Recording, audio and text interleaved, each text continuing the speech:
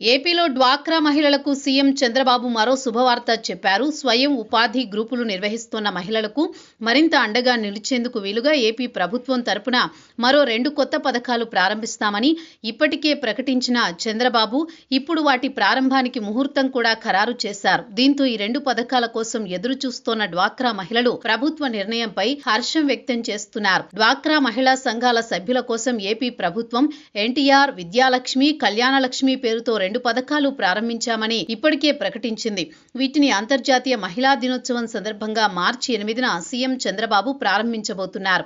కళ్యాణ లక్ష్మి పథకం కింద డ్వాక్రా మహిళల పిల్లలు పెళ్లిళ్లకు ప్రభుత్వం 10,000 నుంచి ₹1,00,000 వరకు రుణంగా ఇవ్వనుంది.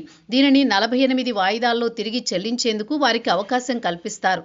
అలాగే విద్యాలక్ష్మి పథకంలో భాగంగా డ్వాక్రా మహిళల పిల్లల చదువులకు సాయం అందించనున్నారు. విద్యాలక్ష్మి పథకంలో భాగంగా డ్వాక్రా మహిళల పిల్లలకు ₹10,000 నుంచి ₹1,00,000 వరకు రుణంగా అందజేస్తారు. వీటిని కూడా నిర్ణీత కాల వ్యవధిలో తిరిగి చెల్లించాల్సి ఉంటుంది. అయితే డ్వాక్రా గ్రూపుల్లో కనీసం 6 నెలల సభ్యత్వం కలిగి ఉన్న వారికి మాత్రమే ఈ రుణాలు లభిస్తాయి. వీటికి ప్రభుత్వం గ్యారంటీ ఉంటుంది.